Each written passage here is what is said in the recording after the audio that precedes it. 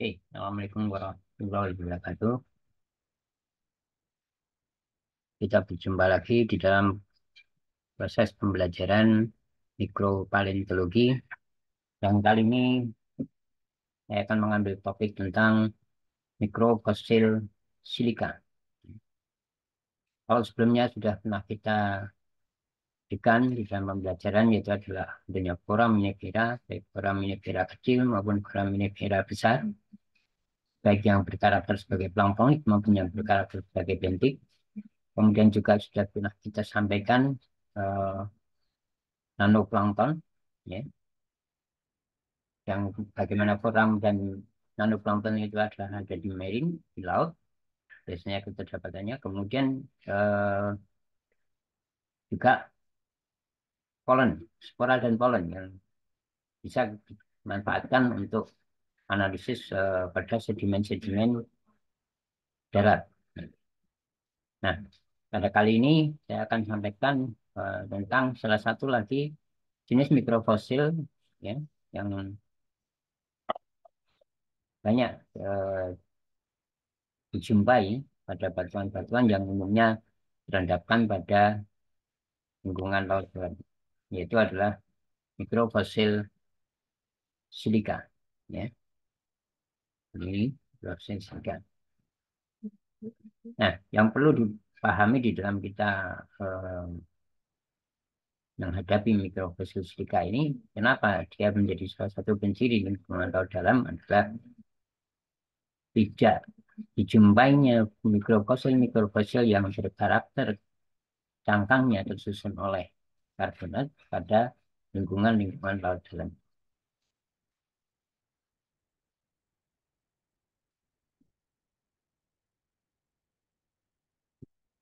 Nah, definisi, ya, jadi apa yang disebut dengan mikrofosil silika itu adalah merupakan berbagai jenis mikrofosil yang mempunyai cangkang dengan komposisi silika. Nah, beberapa jenis dari mikrofosil silika itu adalah adanya diatom,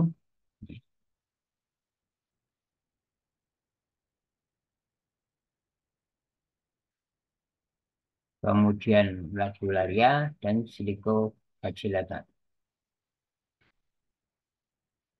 Ini adalah diatom, ya, bentuknya seperti ini.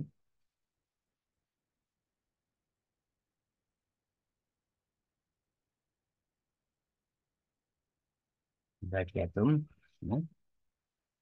Kemudian radiolaria, dia memiliki spine-spine dan juga silicobacillata. Ya.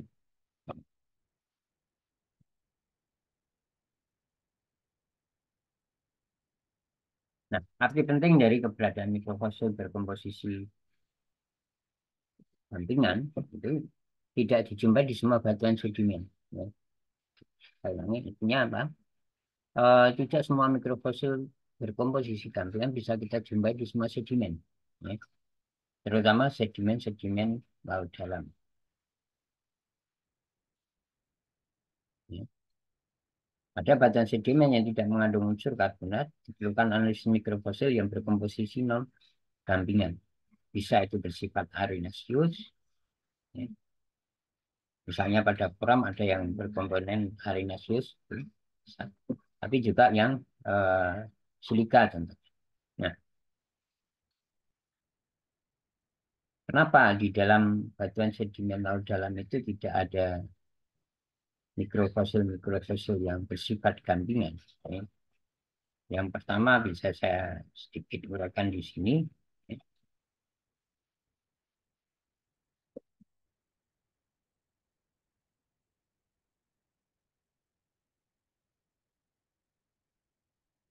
Kalau misalnya ini adalah hubungan dasar laut, ya.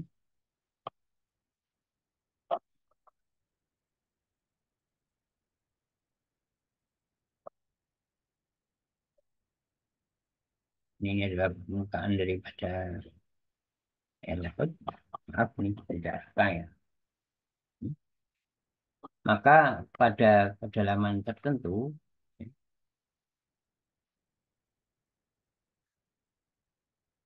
Ini ada yang kita kenal dengan istilah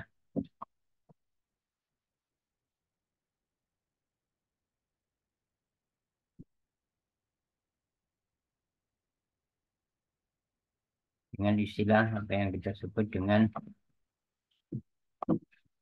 CCD.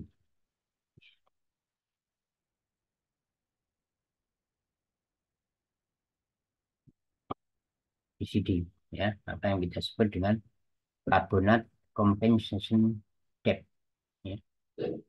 Hmm. Di mana semua material yang terbuat dari dampingan itu ketika melampaui titik pada kedalaman tertentu yang kita kenal dengan istilah CCD tadi, maka dia akan dissolve, ya, dissolve atau larut, ya, akan larut, sehingga cangkang-cangkang fosil yang tersusun oleh karbonat tadi atau kalsit dan sebagainya itu dia akan larut sehingga hancur, ya, hilang, ya. Nah, oleh karena itu maka di dalam laut dalam cangkang yang bisa bertahan itu adalah ada cangkang-cangkang yang dia tersusun oleh mineral non karbonat, misalnya silika atau mungkin arenaceous dan sebagainya. Nah, seperti itu. Nah, ini contoh beberapa kurva perubahan kedalaman CCD, ya. Ada berbagai samudra, ya. Tidak semua samudra itu punya kedalaman yang sama tentang posisi CCD, ya, carbonate compensation depth, ya. Di Samudra India misalnya, ini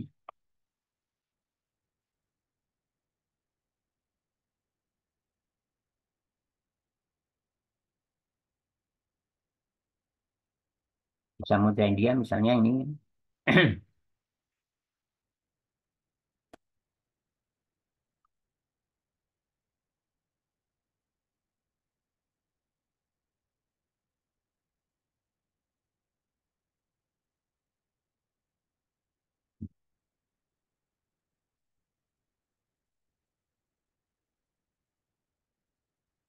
Samudra India ini pada sekitar 150 juta tahun yang lalu dia berada di kedalaman sekitar 4.000 meter, ya.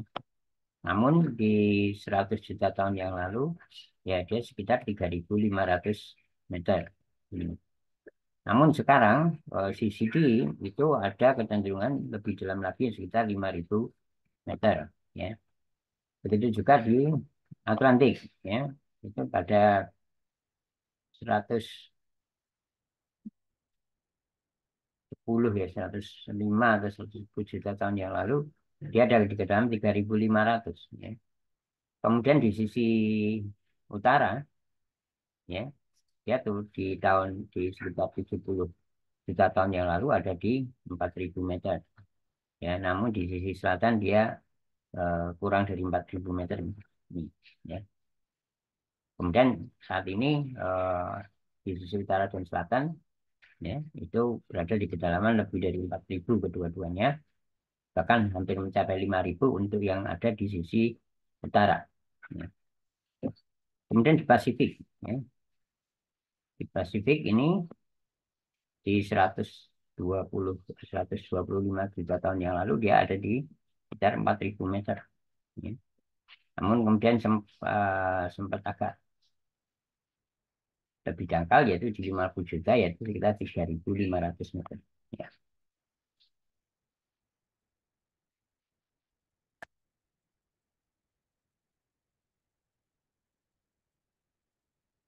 Jadi, nah, jadi data ini didapatkan dari mana? Data ini didapatkan dari pengukuran sepanjang Laut Pasifik, ya. Yang diketahui itu adalah baik di Indian maupun di Atlantik yang berupa spreading, jadi yang menjauhi spreading, ya. Jadi dari titik spreading itu adalah nol, yes, kemudian bergeser terus ke arah zona subduksi. Dan dari itu di setting, diketahui umurnya dan diketahui kedalamannya.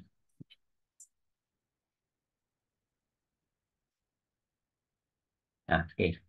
Nah, salah satu contoh daripada mikrofosil silika itu adalah radiolaria.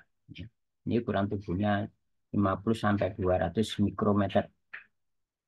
Ya. Bisa berkoloni mencapai, namun dalam bentuk koloni, dia bisa mencapai beberapa meter. Tersusun oleh sitoplasma yang terdiri dari endoplasma dan ektoplasma.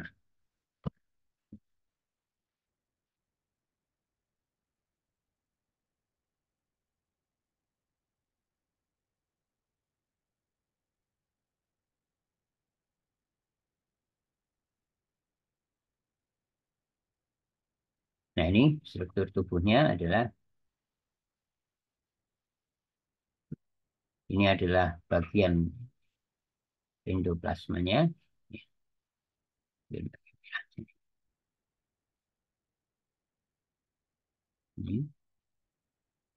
adalah endoplasmanya.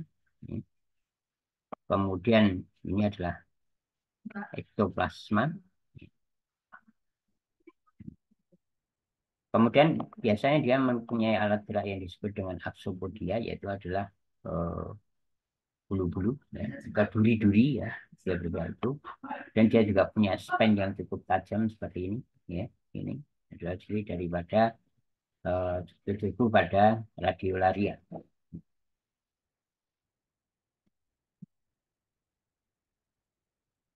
Kemudian distribusi dan ekologi ada radiolaria, ya. Dia biasanya kita jumpai pada laut dalam, ya. Kemudian juga ada beberapa yang hidup di laut dangkal, jadi kedalaman 200 meter. Di Alcantaria dan Supermellaria, ya. Kemudian beberapa laut dalam lebih dari 2000 meter seperti Nasilaria dan Paedaria. Ya. Jadi maka dalam melakukan analisis terhadap sedimen-sedimen laut dalam ini biasanya kita lebih sering menggunakan radiolaria.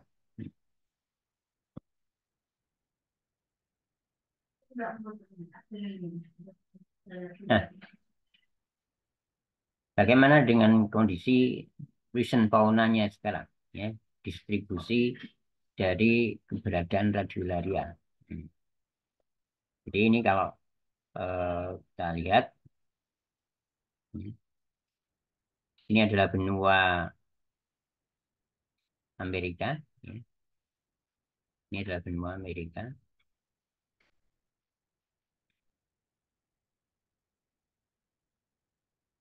Kemudian ini adalah benua Afrika. Ya, nah, sehingga ini adalah Samudra Atlantik. Ya, kurang lebih mid oceanic ridge-nya itu ada di sekitar sini. Ya. More-nya ada sekitar sini. Mid oceanic ridge-nya. Ya. Kalau kita lihat, maka ternyata distribusi daripada keberadaan radiolaria itu lebih banyak mendekati daerah kutub, ya, atau di daerah-daerah zona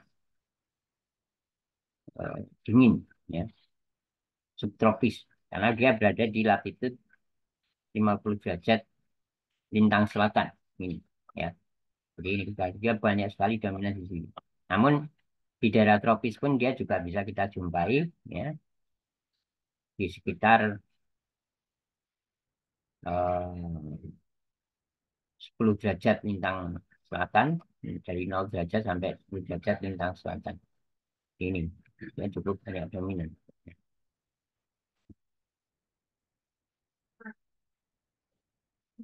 Di daerah-daerah yang apa perbatasan antara sekitar subtropik ke subtropikal, ya, ini.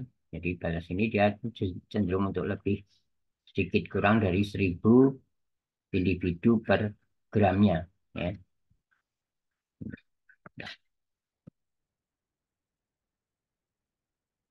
Kemudian bagaimana kita bisa mengetahui bahwa di situ perlu ada potensi fosil radiolaria di dalam batuan.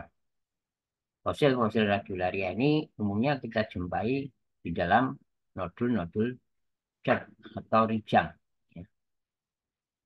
Kadang dapat juga dijumpai berselingan dengan sedimen-sedimen kalkarius pelagik. Ya, ini banyak sekali dijumpai pada Mesozoik dan Penozoikum. Nah, ini cukup menarik. Nah, jadi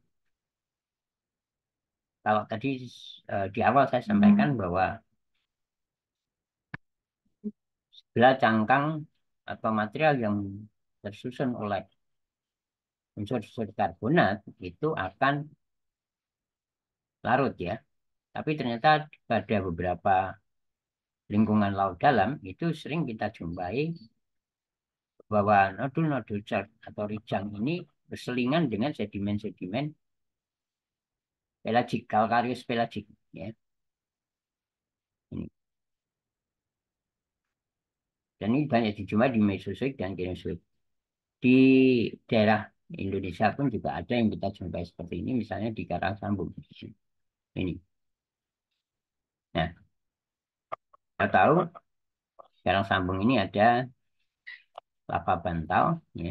Bisa tunjukkan dengan warna merah ini lava bantal.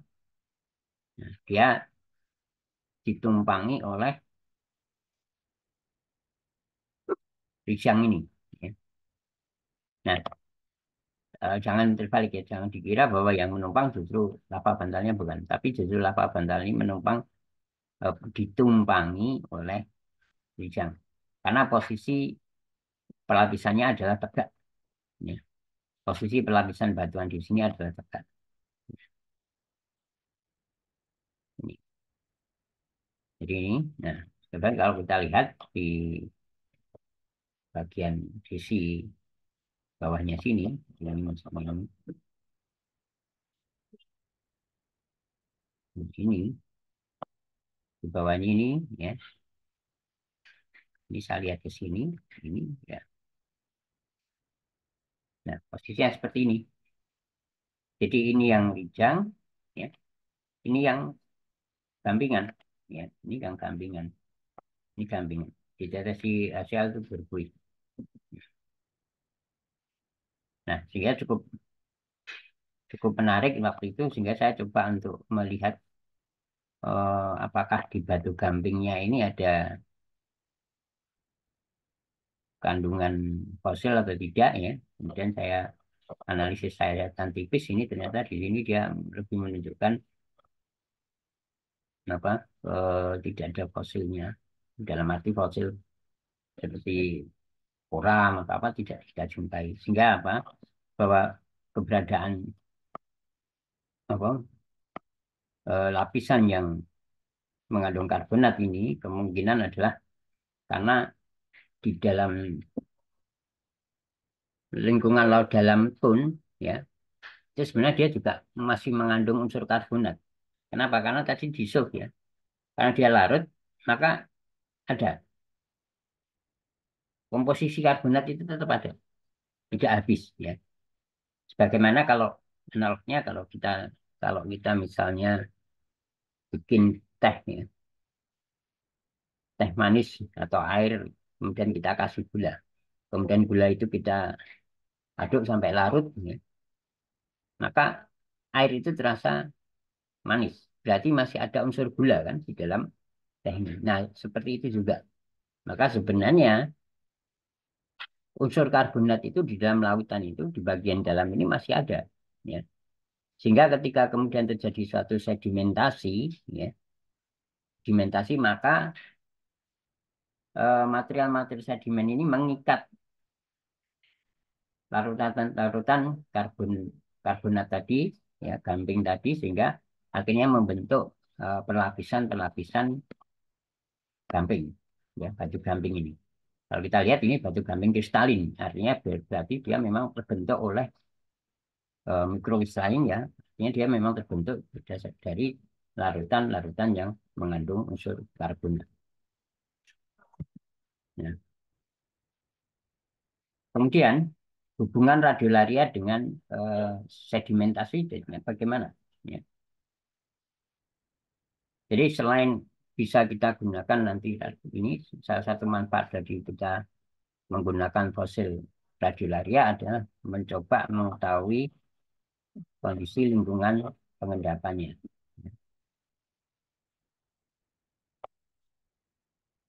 Nah, ini adalah number radiolarian per meter persegi ya.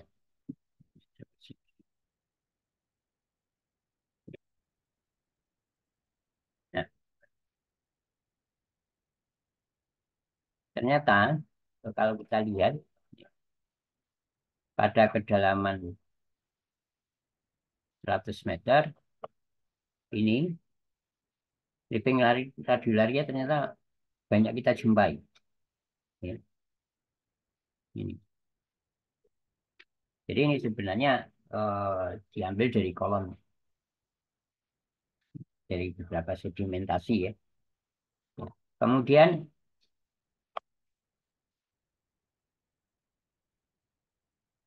cangkang skeleton, cangkangnya itu juga banyak juga. Jadi ini sebenarnya ujinya adalah menggunakan kolom air. Ya, artinya sampel sampel air laut diambil pada kedalaman tertentu, ya.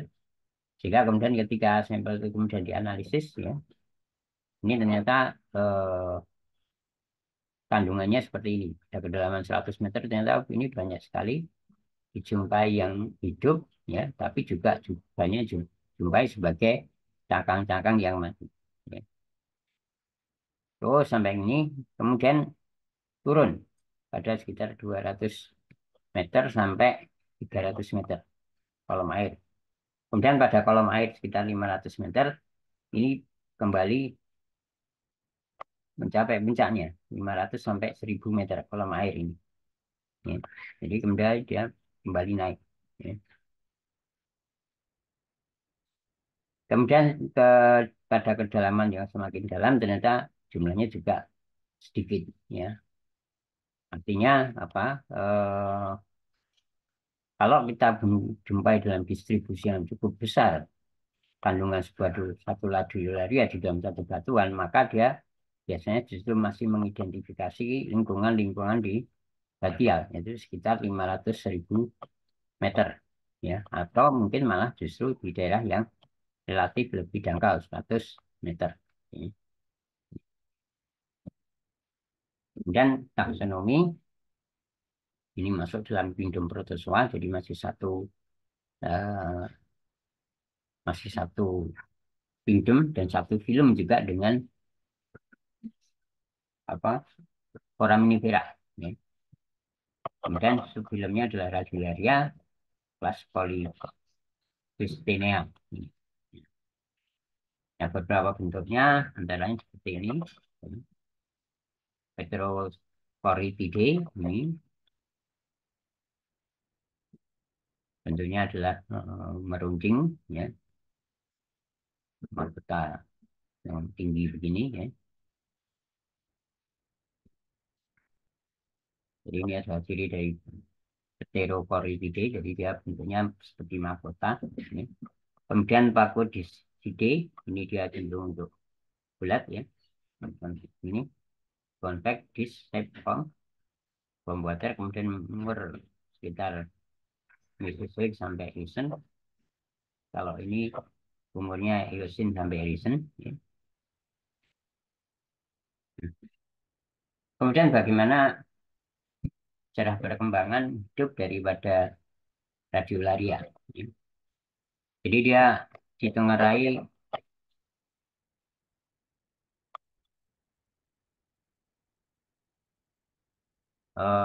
awal itu adalah di Ordovicium siler ini, di Ordovicium siler ini. Kemudian sempat mencapai puncak perkembangan pertama yaitu pada karbon, ya, pada era karbon, ya, di Paleozoik akhir. Ya. Kemudian terjadi penggunaan massal di Perm. Ya. Ini. Kemudian kembali naik, ya, dan mencapai puncak yang kedua yaitu di Kapur Cretaceous. Ya. Namun kemudian terjadi juga penggunaan massal lagi, ya, itu pada Paleogen dan Neogen. Walaupun jumlah spesiesnya masih lebih banyak dibandingkan pada masa Paleozoik. Ya. Namun kemudian kembali lagi naik di Quaternary. Nah, pertanyaannya kenapa kok bisa terjadi seperti ini?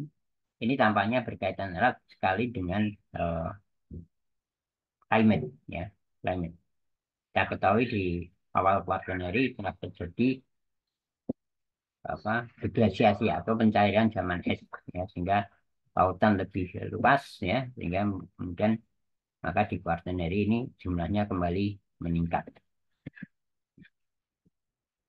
Kemudian untuk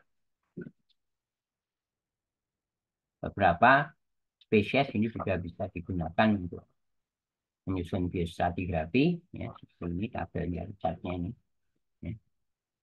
Jadi nanti bisa kalau misalnya suatu saat Anda bekerja dan menggunakan radiolaria sebagai parameter untuk identifikasi umur misalnya, maka radiolaria ini juga sudah bisa digunakan untuk analisis umur, ya.